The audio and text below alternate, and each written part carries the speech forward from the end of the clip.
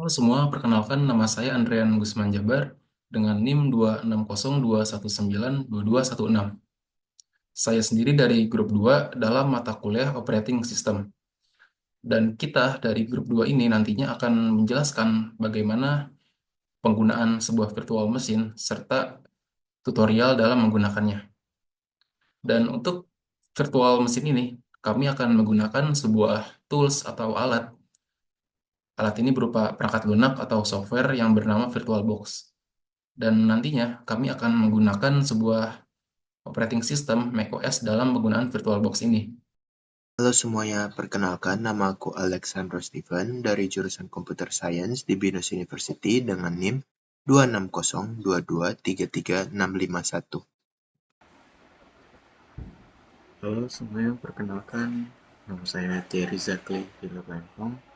NIM saya 26021182783. Sebelum masuk ke penggunaan virtual machine, kalian juga harus mengerti apa itu virtual machine. Jadi, virtual machine ini adalah sebuah lingkungan perangkat lunak yang meniru perangkat keras fisik komputer. Dengan kata lain, virtual machine ini berfungsi sebagai komputer independen meskipun sebenarnya dijalankan di atas perangkat keras yang sama dengan sistem operasi utama atau host. Virtual machine ini dapat menjalankan sistem operasi yang berbeda dari yang dijalankan oleh sistem operasi host kalian. Misalnya di komputer kalian itu menggunakan sistem operasi Windows. Kalian dapat menggunakan sistem operasi lain seperti Linux atau bahkan macOS dengan menggunakan virtual machine ini. Lalu ada juga jenis-jenis virtual machine. Jenis-jenis virtual machine ini dibagi menjadi dua jenis. Yang pertama itu adalah bare metal. Ini adalah jenis hypervisor yang langsung dijalankan di atas perangkat keras fisik. Sistem operasi host tidak diperlukan dalam jenis ini, karena hypervisor langsung berinteraksi dengan perangkat keras. Contoh dari jenis ini adalah VMware, Microsoft Hyper-V, dan Xen. Kelebihan dari jenis ini adalah tidak bergantung pada sistem operasi host, sehingga kinerja dari virtual machine ini lebih cepat dan lebih efisien. Lalu, ada jenis kedua yang bernama host. Jenis ini dijalankan di atas sistem operasi host. Hypervisor tipe 2 mengandalkan sistem operasi yang sudah ada untuk manajemen perangkat kerasnya. Dan contoh dari jenis ini adalah VirtualBox yang akan kita gunakan nantinya. Lalu ada VMware Workstation dan Parallel Desktop. Kelebihan dari jenis dua ini adalah lebih mudah untuk digunakan oleh pengguna individu karena membutuhkan sistem operasi host yang sudah ada dan antarmuka pengguna yang lebih ramah dan lebih mudah untuk dimengerti. Lalu, kalian juga harus mengerti cara kerja dari virtual machine ini. Cara kerja dari virtual machine ini adalah dia bekerja dengan cara meniru seluruh perangkat keras komputer, mulai dari CPU, memori, hingga perangkat penyimpanan. Ketika kamu membuat sebuah virtual machine, kamu harus mengkonfigurasi sebuah parameter seperti jumlah memori, kapasitas penyimpanan, dan jenis perangkat keras virtual yang digunakan. Setelah itu, virtual machine akan menjalankan sistem operasi di dalamnya. Sistem operasi yang berjalan dalam VM ini akan berfungsi layaknya komputer biasa yang dapat berguna untuk menginstal perangkat lunak, mengonfigurasi pengaturan, ataupun mengakses jaringan tergantung pada pengaturan yang kalian buat. Setelah kalian mengerti tentang konsep virtual machine, di sini saya akan menjelaskan apa itu VirtualBox. Jadi, VirtualBox ini adalah salah satu jenis hypervisor tipe 2 yang memungkinkan kamu atau kalian untuk membuat dan menjalankan virtual machine di atas sistem operasi host kalian. Sebagai contoh, kalian bisa menggunakan Windows atau menjalankan Windows di dalam VirtualBox yang ada di komputer Linux, ataupun sebaliknya. VirtualBox ini dikembangkan oleh sebuah perusahaan yang bernama Oracle, dan tersedia secara gratis sebagai perangkat lunak yang open source. Keunggulan utama dari VirtualBox ini adalah kemampuannya untuk mendukung banyak sistem operasi GUIS, termasuk distribusi Linux, Windows, macOS, dan masih banyak lagi. Hal inilah yang membuatnya sangat fleksibel dan sangat populer di kalangan pengembang dan pengguna teknologi. Kelebihan VirtualBox. Yang pertama adalah gratis dan open source. VirtualBox ini adalah perangkat lunak yang bebas digunakan dan memiliki kode sumber yang terbuka, yang memungkinkan siapa saja untuk memodifikasi sesuai kebutuhan mereka. Yang kedua adalah fleksibilitas.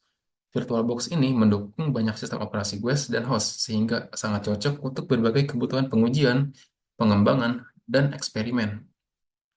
Yang ketiga adalah mudah untuk digunakan. Dengan antarmuka grafis yang user-friendly, VirtualBox ini sangat cocok untuk pengguna yang tidak memiliki banyak pengalaman dalam menggunakan virtualisasi ini. Dan yang keempat adalah portabilitas. Virtual machine yang dibuat dengan VirtualBox dapat dipindahkan antar perangkat keras yang berbeda, membuatnya sangat berguna untuk berbagi lingkungan pengembangan ataupun pengujian. Kekurangan VirtualBox. Yang pertama adalah kinerja yang lebih lambat dibandingkan dengan hypervisor tipe 1. Karena VirtualBox ini adalah sebuah hypervisor tipe 2 yang berarti bergantung pada sistem operasi host, tentu saja kinerjanya biasanya tidak sebaik hypervisor tipe 1 yang beroperasi langsung di atas perangkat keras. Yang kedua adalah penggunaan sumber daya. Meskipun VirtualBox ini memungkinkan penggunaan banyak virtual machine, ini akan memakan banyak sumber daya ataupun seperti CPU dan memori. Jika sistem host tidak memiliki sumber daya yang cukup, kinerja dari virtual machine ini bisa sangat terpengaruh. Baik, untuk selanjutnya saya akan menjelaskan tentang apa itu Kali Linux.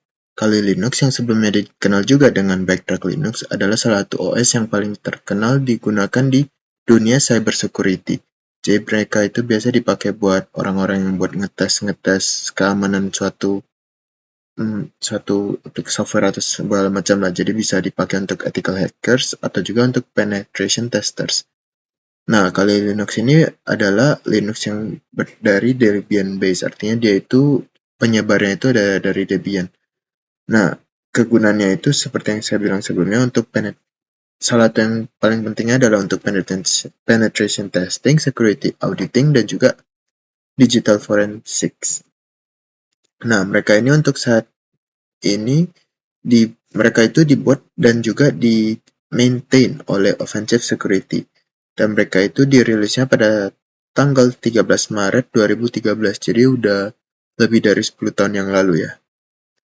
Nah, Kali Linux ini ada banyak sekali tools-tools yang kepake spesifik di bagian cyber security. Misalkan yang seperti kata saya sebelumnya buat ngecek komputer forensics, bisa juga untuk reverse engineering, habis itu untuk vulnerability detection, dan segala macamnya. Nah, apa saja fitur-fitur yang diberikan oleh Kali Linux? Yang pertama itu, mereka itu gratis, jadi beneran tidak ada biaya apa-apa, bahkan jika kita udah download itu di dalamnya juga kita nggak ada biaya apa-apa, jadi beneran gratis selama kita pemakaiannya itu. Habis itu juga development tree dan source code-nya itu ada tersedia di public di internet, sehingga kita bisa dengan gampang untuk mengcustomize lah sesuai dengan kebutuhan kita. Habis itu juga mereka mengikuti file system hierarchy standard, sehingga gampang buat kita untuk mencari-cari kayak hal seperti binary, support files, libraries, dan segala macam. Habis itu mereka juga mensupport berbagai macam hardware, jadi mereka itu bisa dipakai di banyak macam hardware. Habis itu juga mereka adalah secure development environment, yang berarti mereka itu aman untuk kita pakai untuk mendevelop apa-apa. Dan juga mereka mensupport multi-language, di mana artinya mereka bisa ada banyak bahasanya lah, jadi nggak hanya bisa nggak cuma ada bahasa Inggris, tapi ada bahasa lainnya juga. Habis itu ya seperti yang dibahas sebelumnya, mereka itu easily customizable, artinya mereka gampang untuk di custom sesuai dengan kebutuhan kita, bahkan sampai ke level kernelnya. Habis itu mereka juga merupakan support yang bagus untuk ARM-based devices. ARM-based itu anggapannya kayak mini komputer lah dia, jadi kayak lebih nggak kuat dari komputer tapi lebih efisien jauh. Contohnya itu seperti Raspberry Pi dan BeagleBone Black. Untuk selanjutnya ada pros and cons of Kali Linux. Jadi untuk prosnya, extensive tools for cybersecurity. Artinya mereka itu cocok banget dipakai untuk orang-orang yang ada di field cybersecurity. Habis itu mereka juga ada regular updates and free to use. Jadi mereka itu kayak diupdate-update terus lah, karena mereka itu kan open source, jadi banyak orang yang mau membantu terus untuk mengupdate. Habis itu highly customizable seperti di bank sebelumnya, dan juga strong community support karena mereka banyak yang dari dibantu oleh volunteer, jadi kita kalau mau nanya apa-apa gitu juga gampang ke sana. Nah, untuk konsen itu kayak ada pertama, mereka itu tidak beginner friendly, jadi mereka ini anggapannya kita harus udah ada beberapa pengetahuan yang lebih dalam dulu sebelum kita bisa masuk ke sini. Apalagi pengetahuan yang di bagian cyber security. Habis itu juga mereka ada potential for misuse. Ini kenapa? Karena mereka kan seperti yang katanya itu dipakai untuk orang-orang cyber security buat menjaga, tapi juga bisa, artinya itu juga bisa dipakai untuk orang-orang jahat seperti hacker untuk melakukan hal-hal yang tidak baik. Habis itu mereka juga resource intensive, jadi agak berat sedikit. Halo semuanya, selamat datang di tutorial download dan setup virtual machine menggunakan VirtualBox.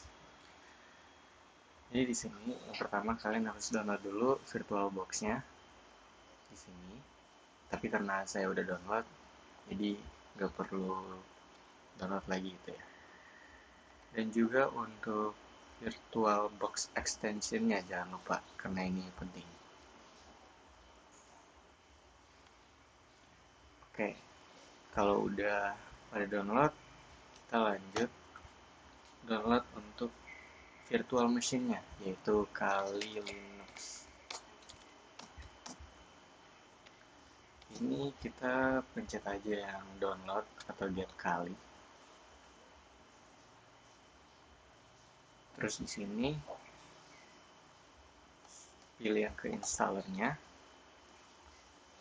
Terus kalian pilih yang sesuai direkomendasi sama websitenya, yaitu paling atas ini, download.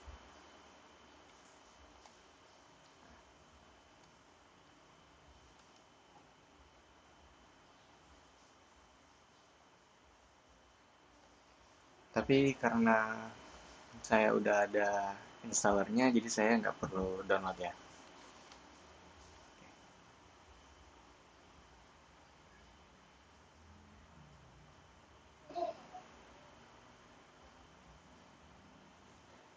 Kalau udah, semua udah di-download, kalian langsung run aja yang file kalian download tadi, yang VirtualBox ini, .exe. Kalian pencet, terus run.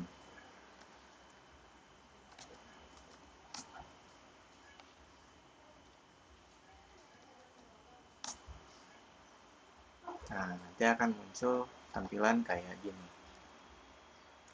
Terus kalau udah, kita bikin aja yang baru, pencet new. Baru kita bikin nama virtual machine-nya. Saya mau bikin namanya Kali Linux. Nah, di sini untuk subtype-nya itu kalian ganti ke yang versi Debian. Kenapa? Jangan kenapa? Cut. Ini udah nggak usah diapa-apain ke hardware. Nah, di hardware ini kalian sesuaiin aja base memorinya itu mau berapa ya.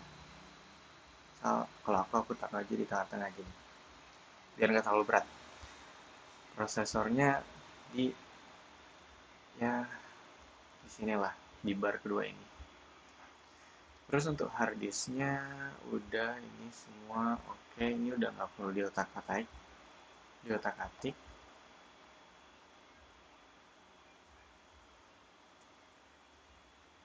Cut ulang. Nah, untuk di harddisknya ini, sini kita sesuaiin aja di 50 GB ya, biar nggak berat-berat banget. Oke, udah. Kalau udah, langsung finish. Jadi di sini bakal langsung ada nih yang kita bikin tadi, namanya Kali Linux. Oke, lanjut. Kita masuk ke setting. Terus ke bagian general. Di general ini kita pilih advance. Nah, di sini yang share clipboard ini kalian bikin bidirectional aja. Kenapa? Biar ini tuh mengizinkan si Windows 11 atau host sama Kali Linux crossover platform gitu. Oke, udah bidirectional ya. Ini yang drag and drop nggak usah lah, itu nggak penting. Terus di bagian display, video memory ini kita mentokin aja kanan.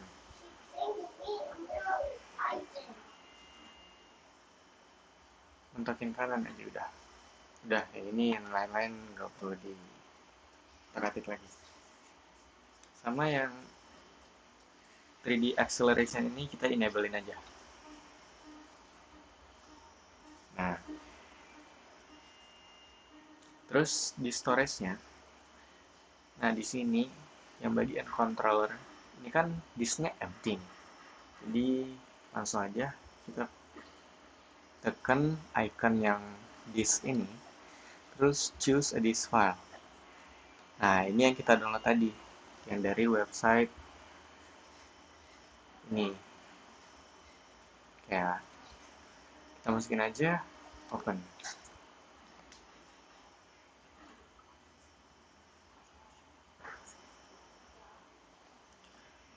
Terus bagian storage disk udah, kita pilih lagi ke bagian networknya. Di network ini kita ganti aja jadi bridge adapter. Udah, yang lain juga nggak usah diapa-apain.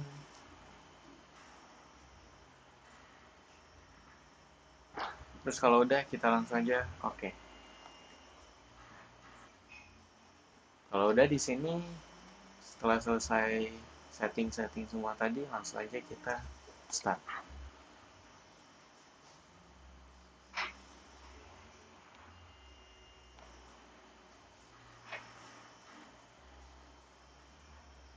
Ya, ini udah mulai loading ya.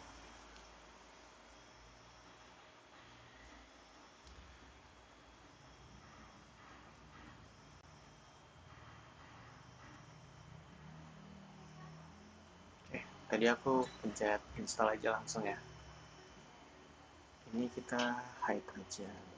Ya. Select a language. Choose the language to be used for the installation. Sini kita pilih bahasa. Cari aja bahasa 30. ini nama host. Contoh itu nama saya sendiri. Terus untuk domainnya ini kita pilih terserah aja. Di sini kita masukin nama pengguna, nama asli si penggunanya. Terus sekarang kita bikin username. Sekarang kita pilih kata sandi virtual machine-nya. Oke.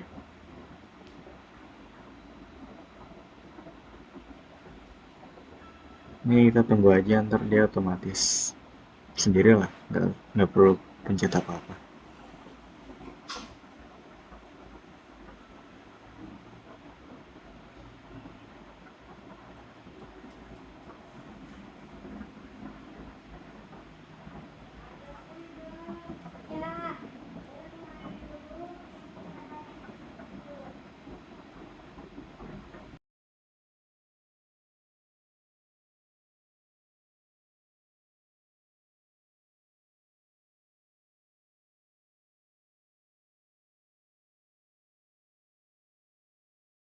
Ini kan akunnya udah ada tadi yang kita registrasi secara manual yang diminta.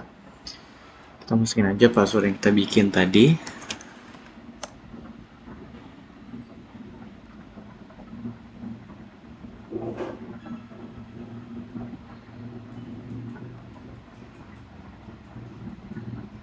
Membaca layar nyala.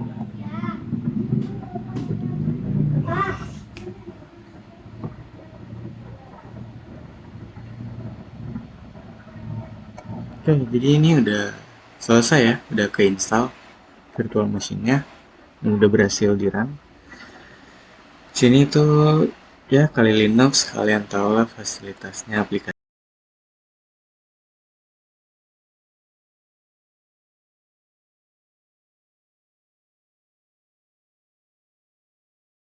gitu doang, tinggal dipakai. Sekian, terima kasih telah nonton tutorial video kami.